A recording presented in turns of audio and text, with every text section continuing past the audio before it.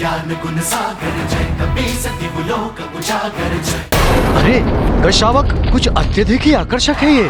पकड़ो इस शावक को, ये भागने ना पाए। पीछा करो उसका।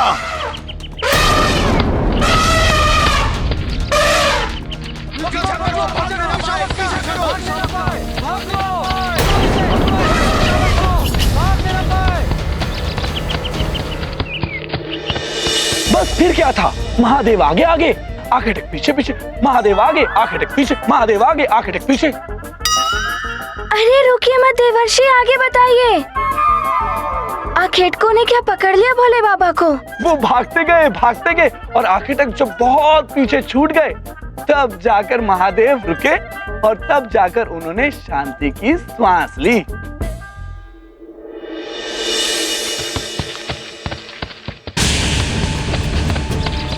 कहाँ गया?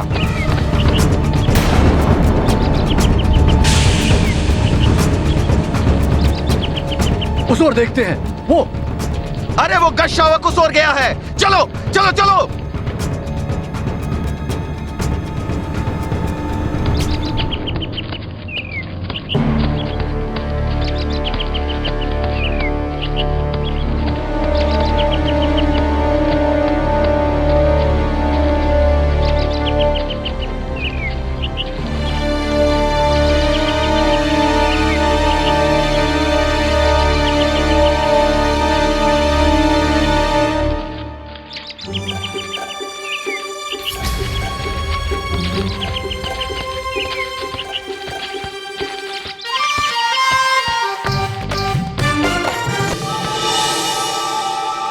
नारायण नारायण, गज कभी भी गुफाओं में तो रहते नहीं है। गज रूपी महादेव को बड़ी कठिनाई हो रही थी गुफा में। अब स्थिति ये थी कि वो वहां रह नहीं सकते थे और शनिदेव के भय से वो गुफा से बाहर नहीं निकल सकते थे।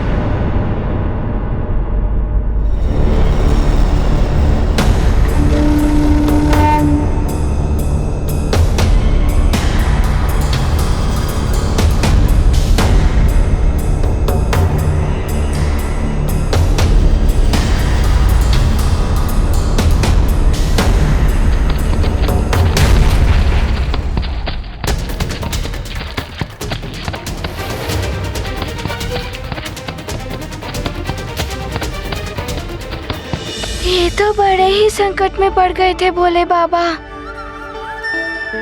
फिर क्या शनिदेव ने पकड़ लिया महादेव को? संकट तो दोनों ओर से था। पीछे वो मनुष्य था और जिस ओर वो जा रहे थे उस ओर गहरी खाई। खाई? फिर क्या हुआ देवर्षि? पीछे वो मनुष्य और आगे खाई, और जब तक उन्हें उस खाई के बारे में ज्ञात होता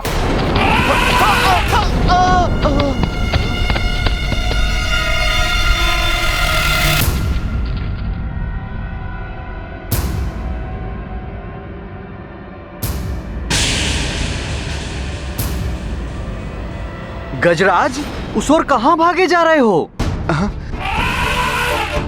ऐसे भाग रहे हो जैसे कि शनिदेव तुम्हारे पीछे हो। खाई है वहाँ, गिर जाओगे। अवश्य ही तुम्हारी मति भ्रमित हो गई है।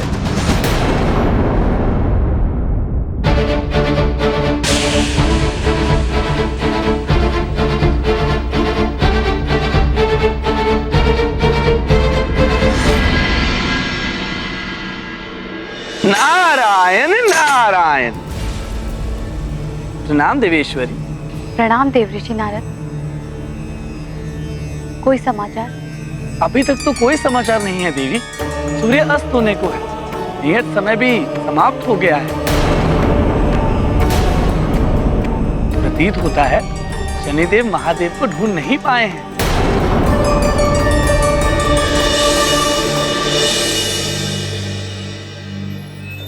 प्रणाम देवेश्वर। प्रणाम महादेव।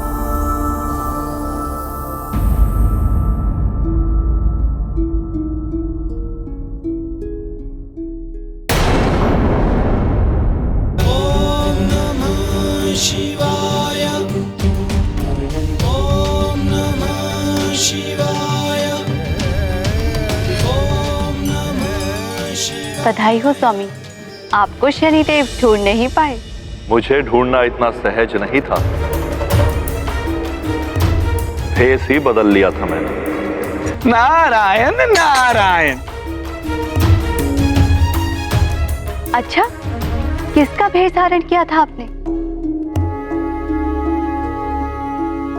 गज का रूप धारण किया था मैंने। फिर कैसे पहचानते शनिदेव मुझको? हाथी? प्रभु, फिर आपने भोजन क्या किया, या फिर सारा दिन यूं ही रहना पड़ा? वही खाया जो अन्य गजों ने खाया। क्या खाया प्रभु? घास। घास खानी पड़ी मुझे।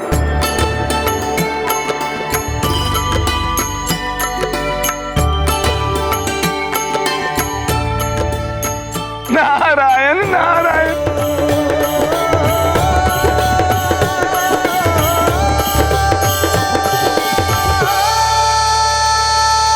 प्रभु, आपने घास खाई? मुझे हरी हरी घास बड़ी प्रिय है, आपको कैसी लगी? प्रभु, आप बड़े ही क्लांत दिखाई दे रहे हैं।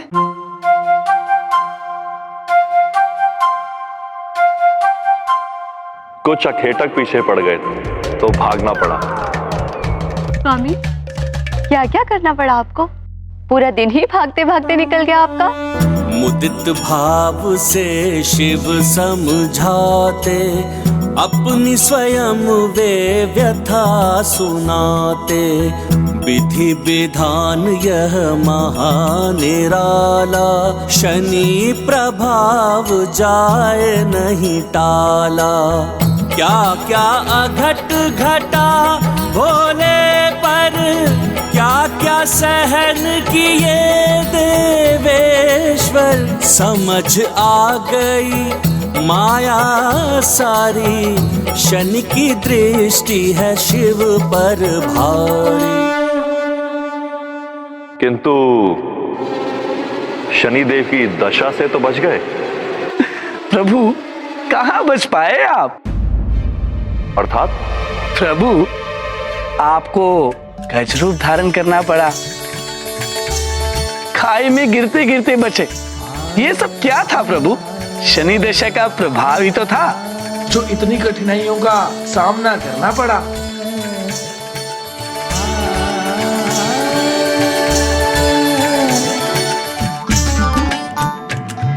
हम त्रिदेव जगत के सृष्टा हैं, किंतु हमें भी नियति के समक्ष विवश होना पड़ता है। जीवन के सुख दुख और उत्थान पतन को भोगना ही पड़ता है। अर्थात जो होना है वो होकर रहता है। मैं जितना परिस्थितियों से बचने के लिए भागता रहा, उतना ही परिस्थितियों में गिरता रहा। परिस्थितियों का सामना दृढ़ता के साथ करना चाहिए। नारायण नारायण। अर्थात शनिदेव की महादशा के कारण भोले बाबा को इतना कुछ सहना पड़ा। वो सब शनिदेव के महादशा के कारण हुआ। हाँ हनुमान, ऐसी ही कष्टदायक होती है शनिदेव की दृष्टि। इससे कोई बच नहीं सकता। पुत्र हनुमान, कथा तो तुमने सुन ली, पर इससे क्या सीख मिली? यही कि कि शनिदेव के दुष्प्रभाव से कोई भी नहीं बच सकता। ये तो कथा हुई पुत्र, सीख क्या मिली तुम्हें?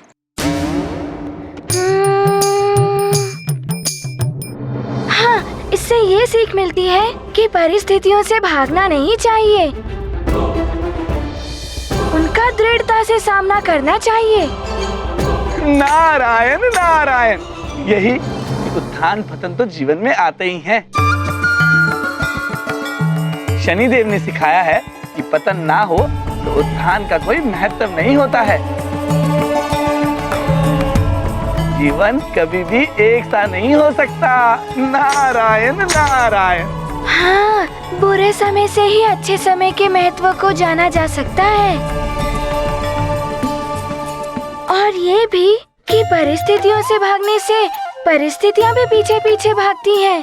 किंतु ऐसी ही विकट परिस्थिति अब चंद्रदेव के समक्ष आ रही है। ना जाने कैसे करेंगे वो इस परिस्थिति का सामना। नारायण नारायण। शनिदेव की दशा के प्रभाव से भोले बाबा यदि संकट में पड़ गए, ना जाने चंद्रदेव का क्या होगा। हनुमान, ये ग्रह गोचर के योग अटल होते हैं। अब चंद्रदेव इस आने वाले संकट का दृढ़ता से सामना करते हैं या बचने के लिए उपाय निकालते हैं, ये तो समय ही बताएगा। अच्छा, अब मैं प्रस्थान करता हूँ।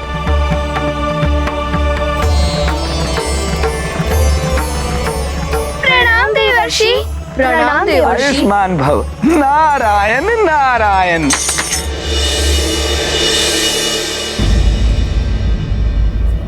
चंद्रदेव, क्षमा मांगने से कोई तुच्छ नहीं हो जाता।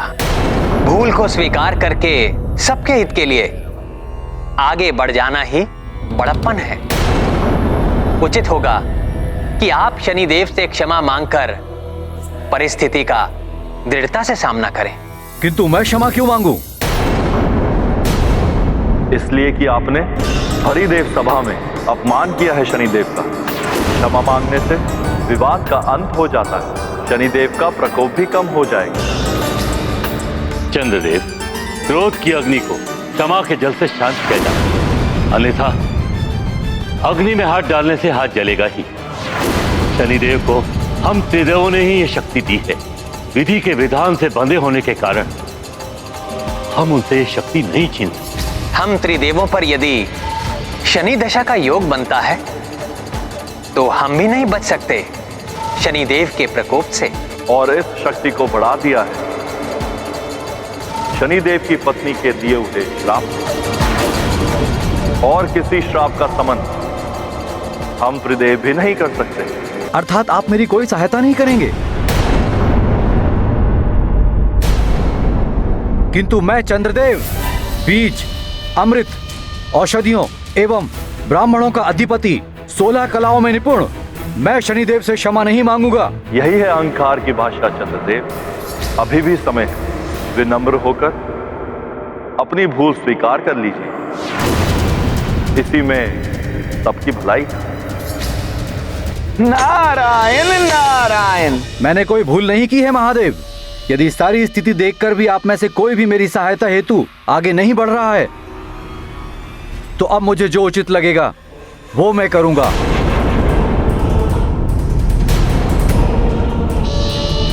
प्रणाम।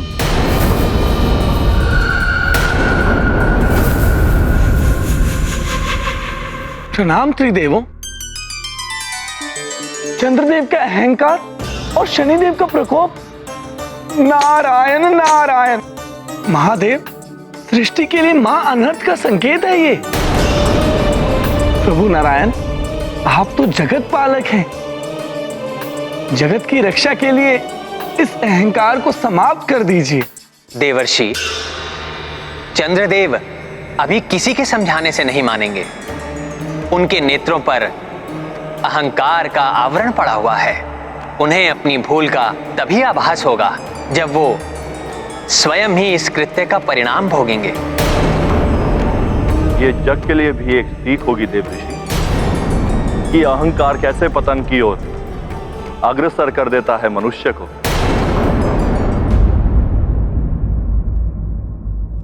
महापूर्णिमा अमृतमय उबार चंद्रलोक असंतुलित शनि दशा चंद्रदेव का मस्तिष्क असंतुलित प्रजापति दक्ष से गुहार लगाते हुए त्रिदेवों के पास भटकते चंद्रदेव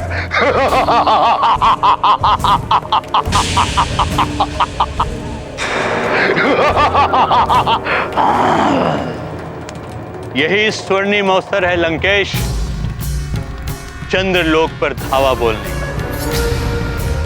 ऐसे अवसर बार बार नहीं आते हैं लंकेश। राक्षयोद्धाओ, आक्रमण कर लो चंद्रलोक पर। जो रोके उसका वध कर दो और स्मरण रहे अमृत लेकर आना है तुम्हें वहां से। जाओ। जय लंकेश, जय लंकेश, जय लंकेश, जय लंकेश।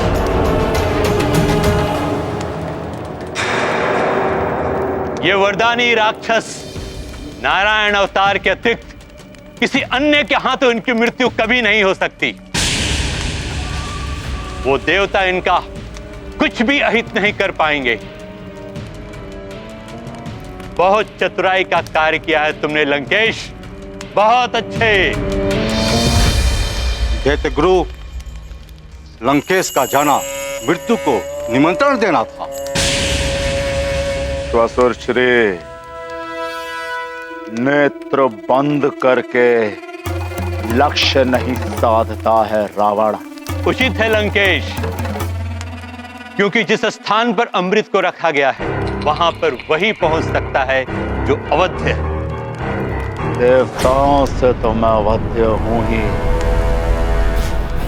किंतु अमर होने के लिए मेरा अमृत पान करना आवश्यक है। और अब अमृत पान करने से मुझे कोई नहीं रोक सकता। तो बालकों, ये थी भोले बाबा और शनि देव की कथा। ये सब ध्यान रखना, जब भी तीव्र वेग से दौड़ना हो तो संभल कर दौड़ो, आगे खाई भी हो सकती है। पाँव ना रुके तो सीधा खाई में। यदि शनि देव ही पीछे पड़ गए तो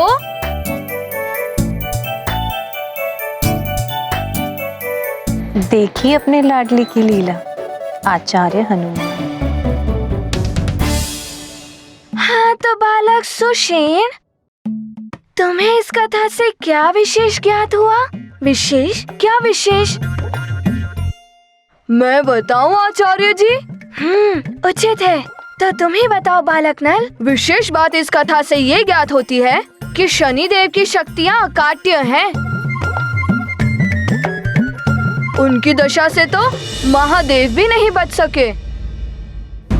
महादेव, विष्णुदेव, ये सत्य है कि शनि दशा के प्रभाव को कोई समाप्त नहीं कर सकता, किंतु ये भी सत्य है कि अनियंत्रित शक्ति सदैव अनर्थ का कारण बनती है।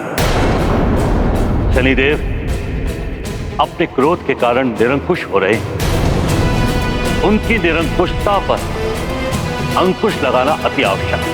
ब्रह्मदेव, अग्नि के शमन के लिए जल है, धूप की तपन के लिए छाया है। अब समय आ गया है जब शनिदेव के प्रकोप पर भी अंकुश लगाने वाला कोई आएगा।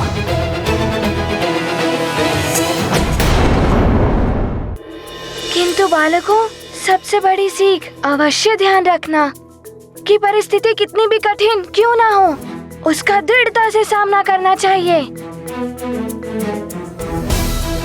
कठिन परिस्थिति में जो अपना चरित्र नहीं खोता, वो ही परिस्थिति पर विजय पाता है। प्रणाम महाराज। प्रणाम महाराज।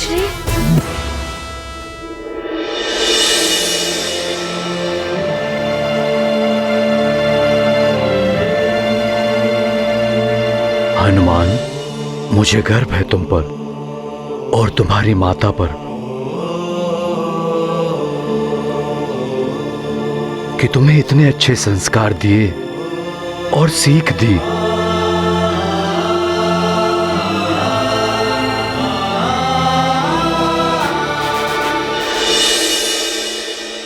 जो माता पिता आप दोनों की भांति अपने पुत्र के लिए अपने कर्तव्य निभाएंगे, उनका पुत्र संस्कारवान होगा ही।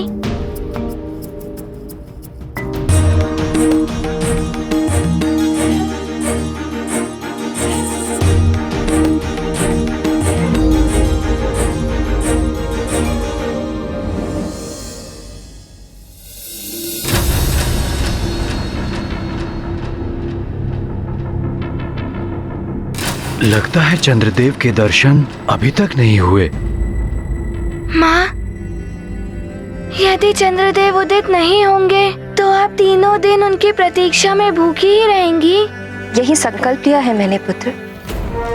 3 दिन पश्चात अर्थात महापूर्णिमा को चंद्र दर्शन एवं पूजन के पश्चात ही मेरा व्रत पूर्ण होगा।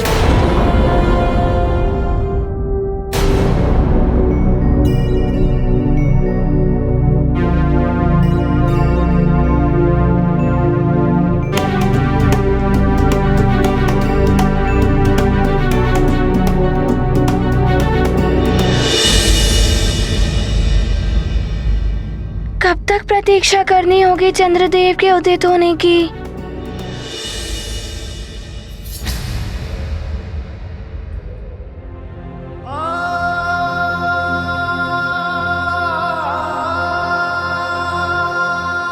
शीघ्र दर्शन दीजिए चंद्रदेव। मेरी माँ ने प्रातः काल से अभी तक कुछ भी ग्रहण नहीं किया है।